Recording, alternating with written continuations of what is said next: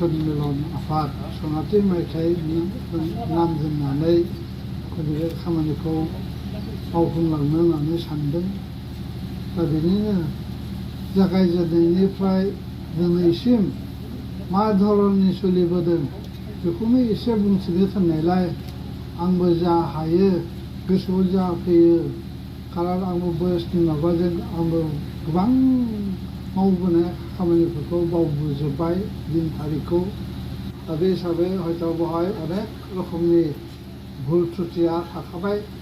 बेनिखायनो बे भुल त्रुटिनि निमाहा बिनानै आङो दिनै नैबे जोंनि भागि सन्मिलननि जागायजेननायनिफ्राय जा एसे अभिज्ञता मोनबोदों बे अभिज्ञताखौ लानानै फंनैसो नोंसोर साफ्रोमबो नुजाफैनो हानाय बंस फोलेरनि खाथियाव एसे खोन्थानो होननानै आंखौ खावलायनायलाय आंबो बेखौनो बुंनो होननानै गसंनाय जाबाय। ओम पुर्न प्रब्रह्म ज्योतिषपाय नमो।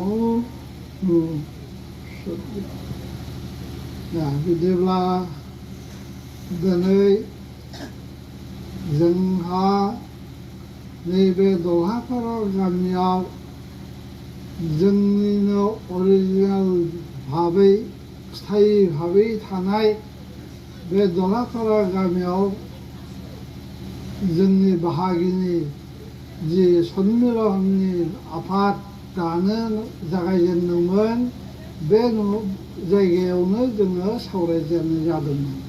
बे सावरायजेननायानो थांनाय 1973 सनाव जोङो साथामसो मानसि लानानै जोंनि बाहागि सन्मिलनखौ खुंलायनो होननानै प्रस्ताब लालायनाय जादोंमोन।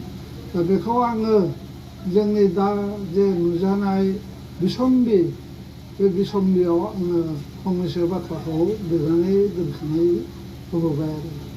दा बेवहाय अब्लाबो मिथिनाय मिथियै अनेक दङ, गोदान गोदान प्रजन्मनि गथ'फोर दङ, फंबाय दं, बियादै दं, फिसा फिसौ दङ, बिसोर गासिबो मिथिजोबा जानो हागौ।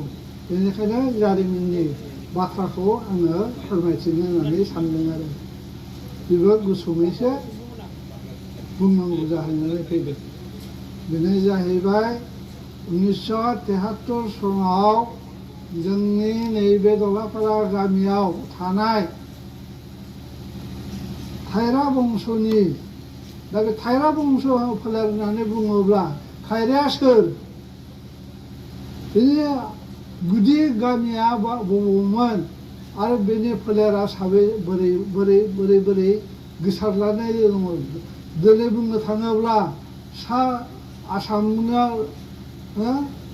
आसामनि गेजेराव माबायाव जायगायाव दाब दाब गामियाव गोसारलानानै दंहैयो। दा बे गोसारलानानै थानाय बाहागिफोरखौ बे समाव बे जायगानिफ्राय बोरै जायखारलांखो बेफोरनि जारिमिनखौ जों मिथिया। जायहक बेफोर थाथोंसै। दा थायराया सोर? बे थायरा फांसेनिफ्राय जे एथ' बुरजा फोलेर जाबाय जोङो। दा बे फोलेरा थायरानि बिमा बिफा बा बिनि बिबथै बियादै सोरमोन बेखौ जोंहा मिथिनो उफाय गैया। खारन जोंनि जायफोर बै समाव जिरायथुमनानै सावरायलायदोंमोन बे समाव बिसोरो जोंनो खिथालांनो रोङाखै।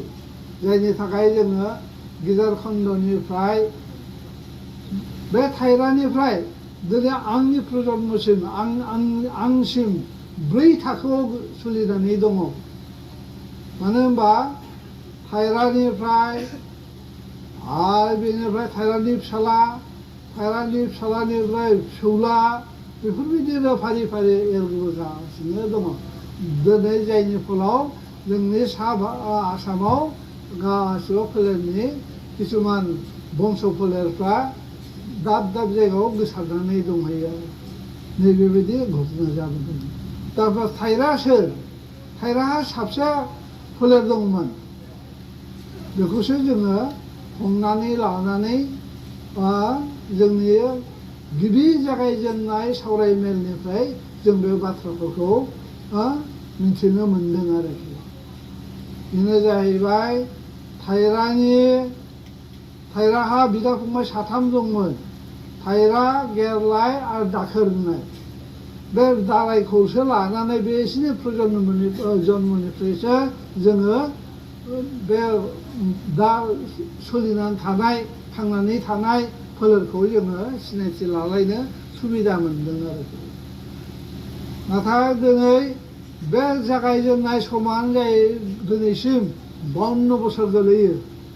52 बोसोरनि भितराव जों माबे धरनै सोलिबोनांदों बेफोरनि अनेक सिङाव हाबनानै थानाय रावफोर, खामानिफोर बेफोरबायदिनो सोलिनानै बायदिसिना गुलाय गुजायनि गेजेरजों दिनैनि महरखौ जों मोनफैनाय जादों। दा बे थाइरा, गेरलाय आरो दाखोर बिनि बिमा बिफाखौ जोङो संनानै मोनाखिसै। आबै आबौमोनाबो खिथालांनो रोङासै। आरो आबै आबौनि बिफायाबो जोंनो बेखौथ' जों मोनहासौखायाखिसैनो, बिसोरबो मिथिबावाखिसै। दा बे थाइरानि फिसौफ्राबो मिथिबावा। थाइरानि फिसौआ जाहैबाय जोंनि आफामोन। बिसोरबो खिथालांनो रोङाखिसै। अब्लाबो एफा एनै बै समाव सोलिबोनाय किसुमान जोंहा गोरों गोरा उजिदोंमोन। बेनो जाहैबाय आयं गबिन्द चन्द्र ब्रह्म, आयं आदै उत्तम चन्द्र ब्रह्म। बे समाव जोंनि फोलेरा बे सानैल' मानसिमोन। बिसोरनो रोंनाय रानायाव बेबो आदै उत्तमाबो आसाम मन्त्रि सभानि सासे सोद्रोमा जानो हादोंमोन। आयं गबिन्द बेबो बै समनि रुपनाथ ब्रह्मनि PS जादोंमोन। उनाव मा मोनदों बियो सेक्रेटारियेट अफिसाव बियो बिबान मोनदोंमोन। दा बे हिसाबै बिसोरनि नारा नाथा नाजानायाव, बिसोरनि संनानै मोननायाव बै दाब दाब जायगायाव जे गोसारनानै दंहैयोमोन जोंनि बाहागि फोलेर बंस'आ। दा बेफोरखौ बिसोर एसे संनानै मोनदों। दा बिसोरनि बाथ्राखौ लानानैनो जोङो नैबे फोलेर संनाय, फोलेरखौ मिथिलायनाय राहा लामाखौ जों मोनदोंमोन आरो। बिसोर संनानै मोनामोनब्ला हयथ' दिनै जों बेबायदि ज' जालायनो सुबिदा मोननाय नङामोन। जे हक बेबायदि जाबोबाय। दा उन जोलैयाव जोंहा बिसोरनि फिथाइफ्रा माबायदि जौगादों, माबायदि रोंबोदों, रोङा नङा रोंबोबाय, फराया नङा फरायबोबाय, धन दौलतजोंबाबो एफा एनै जौगालांनायनि लामायाव फैबाय। दा बे हिसाबै जोङो नारा नाथाबाबो नैबे जोंनो सनमिलनि आफादखौ दानानै लानो हानायनि खाबु मोनदोंमोन आरो। बे खाबुनि दारैनो जोङो दिनैनि दिनसिम जों सोलिबोनो हादों, सोलिगासिनो दङ। दा उन पर्यायाव हयथ' दिनैनिख्रुइ साबसिन बे खामानिया जौगालांबाय थागोन। बंस' फोलेरनि माबाखौबो जोङो परिचय होनो हानायनि मोनसे निस्सय खाबु मोनगोन आरो। बेबायदि जानानै दङ दा बिदिब्ला जोंहा मा खालामनांगौ जाहैबाय, जोङो बै जागायजेननायाव बै समाव आदै उत्तम ब्रह्मआ मन्त्रि जाबायमोन आसाम मन्त्रि सभानि। दा बे मन्त्रि सभा बिफान मोननायनि उनाव सानसेखालि जोङो बिनिनो न'आव फैनायाव जों साथाम साब्रैसो मानसि ज' बाहागिफोर लोगो मोनलायदोंमोन। बेनो जाहैबाय आदै बेंगा आरो बेनिफ्राय आयं थेफ्रा आरो बेनिफ्रायनो बेबायदिनो जोंनि बे गयबारि रौमारि बे दखरसेनि बाहागिफ्रा साथाम साब्रैसो ज' जानानै बे बाथ्राखौ सावरायलायनायनि खाबु मोनदोंमोन आरो बे खाबुखौबो आदै उत्तम ब्रह्मआनो जोंनो लामाखौ बेखेवथिनानै खोन्थाजेननाय जादों, फोरमायथिनानै खिन्थादों। जे जोंहा बाहागियाथ' माबा खालामनांगौमोन, परिचय लालायना दोननांगौमोन। बे हिसाबै जोंहा मोनसे आफाद दानानै खौसेथि खालामनानै दोनोब्ला निस्सय जोंनि बंस फोलेरा इयुनाव निस्सय माबा मोनसे जौगालांनायनि लामा रोंनायनि लामा बेफोरबायदि राहा लामाखौ जों मोनगोन होननानै सिनायथिलायनायनि राहा लामाखौ मोनगोन होननानै सावरायजेननो प्रस्ताब देखायजेनदों आरोखि दा बे प्रस्ताबखौनो लानानै जों साथाम साब्रैजों ज' जालायनानै मा खालामबाय होमबालाय मोनसे बेबायदि खालामनोब्ला जोङो मोनसे आफाद दानायनि बेब'स्थाखौ लादिनि आरो बेखौ सावरायनो थाखाय खाथि खालायाव थानाय जोंनि फोलेरफ्रा बाहागिफ्रा बबाव दङ एसे खबर हरलायनानै जों बे बाथ्राखौ सावरायनोसै बे समाव 1973 सननि नभेम्बर दान बे नभेम्बर दानाव बेखौ जों सावरायजेनबाय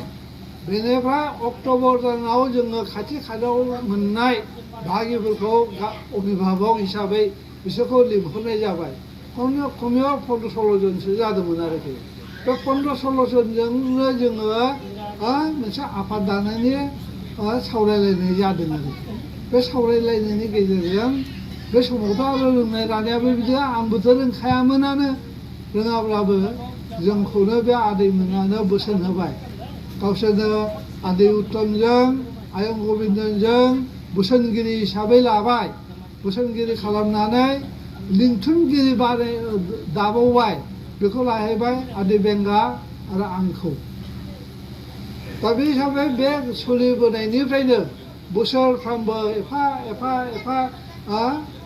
जायगा नायै जायगा बोसोरफ्रामबो मोनफा फिसा आफाद माबा सम्मेलन खुंबोबाय आरोखि बे खुंबोनायनि गेजेरजों रांखावरिनिबो दरखार दङ नालाय बै समाव जोङो मा खालामदोंमोन सोरनावबा एसे माबाबा बिसोरनिफ्राय एफा सान्दा बुथुमलायनो खारन फाननांगौ नालाय बे रांखावरि बे रांखावरिखौ जोङो बुथुमनो बेबस्था लालायनाय जायासै लालायनायनि गेजेरजों बे बुथुमनानै मोननाय रांखौनो जों गावजों गावनो एफा दाहार बायदि हिसाबै सुद हिसाबै हरलायलायनानै जोङो बे फान्डखौ एफा बाहायबोबाय थादों आरो बेनिफ्राय बे खामानिया 1973निफ्राय 86 सन ना 87 सनसिम जों बेबायदिनो बबेबा समाव बोसोरनैनि टाइम लानानै बोसोरनैजों खनसे बबेबा समाव प्रथम खिन्थु 2-3 बोसोरसोआ बोसोरफ्रोमबो खनफा खालामोमोन उनथाराव जोङो रांखावरिनि अभाबनि थाखायनो बोसोरनैजों खालामलायनो होननानै सिद्धान्त लाबाय आरो थिग बे समावनो जोङो माबायाव आरो बे खामानिखौ जों प्रथम सन्मेलनखौ जों जागायजेनदोंमोन गयबारि गामियाव कालिचरन आफानि न'आव आदै आफा माने दा आदैयानो जाहैबाय दा आदैनि न'आव जोङो खारन थायरानि गुदि गाहाय न'आनो बे माबायावमोन आरोखि गयबारियावमोन बे समाव निबारन होनना बुङो बिनि बिफानि नामखौ दा बे निबारननि न'आवनो गुदि जायगा हिसाबै बेयावनो जों प्रथम खुंजेनदों बेबायदिनो थाङै 10-12 बोसोरसोआ बेबायदि भाबैनो एलेमेलेयैनो गुलाय गुजायैनो अब्लाबो जोङो सोरखिबोदोंमोन बेनिफ्राय सानसेखालि सिद्धान्त लाबाय जे जों बेबायदि एलेमेले खालामालासिनो जों मोनसे गिदिर संगठन खालामनोसै आफाद दादिनि मोजाङैनो होननानै बे समाव बै समावथ' मटर गारियाबो एसे रखम सुबिदामोन हान्था मेला थांलाय फैलाय खालामनो हायामोन जुदिअ मिथिदोंमोनब्लाबो आदैयाथ' मन्थ्रि नालाय जेराव मेराव थांनानै बोरैबा संलायलायनानै जायगाखौ जोंनि बे दाब जायगायाव गोसारनानै थाहैनाय मानसिफोरखौ संनानै नामफोरखौ खोन्थाबाय नालाय जोंबो एफा नागिरनानै मोनहैनाय जादों प्रथमावथ' नै पालसिगुरिखौ मोनग्रोदों बेनिफ्रायसो उनथाराव बे धेमाजिनिखौथ' मोनथिबो बावामोन जोङो बेनिफ्राय बे पालसिगुरि बर्तमान बाक्सा बेनिफ्राय किसुमान मानसिखौ जों मोनबोबाय आरो बेनिफ्राय जोंनि रौमारि गयबारि दलापारा बे ज' जाहैबाय बे गेजेरजोंनो जोङो मोनसे गुदि माबा आफाद दानो हाबाय आरोखि बे आफाद दानायनि गेजेरजों आंखौनो बे दालायनि गाहाय नेहाथारि हिसाबै हेलानिफ्रायसो जोंनो बे आफाद नेहाथारि आफादगिरि रां बाख्रि बायदिसिना सोद्रोमा एगजिकिउटिभ मिटिं आफाद दानो हादों आरोखि बे समाव जोङो एफा एनै जायगानि गेदेर गोरा आफामोनखौ लिंहरलायनानै बाहागि नङाब्लाबो बिसोरखौनो लिंहरलायनानै आफादनि माबाखौ जोङो एसे फोसावनायनि राहा लामाखौ मोन्दोंमोन दा बे आलासि महरै नुजाफैनाय आलासि आफामोनहाबो जोंनि बे बिदि उद्देस्यखौ थांखिखौ नोजोरखौ लानानै बिसोरबो जोबोद गोजोनलांदोंमोन आरो बे गोजोननायनि माबाजों फिथाइजोंनो दिनै उन पर्यायनि जायफोर फंबायफोर मा होनो फंबायफोर बिनानावफोर बा आदैमोन जा थांनानै दङमोन बिसोरो ज' जालायनानै नैबे आफादखौ लासै लासैनो जौगानायनि लामायाव लाबोदोंमोन बे जौगानायनि लामानि गेजेरजोंनो जोङो दिनै पर्यायसिम सफैनो हादों दा बे हिसाबैनो बे माबाखौ आङो एसे आंनि लिरनाय लिरबिदां दा बिसम्बि दङ बानायदों देग्लाय बे बिसम्बियाव आङो नोजोर आरो थांखिनि उद्देस्यखौ बेवहाय लिरनानै दोननाय जाबाय आरोखि बे हिसाबैनो आङो बारा गोलावखौ बुंनो थांलिया हयथ' समायाबो जोंहा माबा बिदिनोसै आरो बे आफाद दानानै जे रांखावरि बुथुमदों बेखौ अनेक घात प्रतिघातनि गेजेरजों जों सोलिबोनांदोंमोन आरोखि खिन्थु दा जोंहा एसे सुबिदा मोननायनि थाखाय रुपाथि मायथाइखौ बारबोनानै नै सनालि मायथाइ बोसोर हिसाबै सनालि मायथाइखौसो जोङो दिनै खुंनांगौ सुबिदाखौ मोननाय जादों आरो दा आंनि बुंनाया बेखिनियावनो आं मिजिंथियो उन पर्यायनि उन फोलेरनि गथ'फ्रा जाहाथे बिनिख्रुइ साबसिननिख्रुइ हामसिनाव जौगालांनो हायो राङै खावरि धनै दौलदै लोगोसे रां माबाफोरजों कर्म पद्धतिफोरजों गोरोबलायनानै जोङो बांसिन साबसिननिफ्राय हामसिनाव जौगालांनो हायो आं बेखौनो मिजिंथिनानै आंनि बे सुंद' बिबुंथिखौ आं एसेखिनियावनो फोजोबनाय जाबाय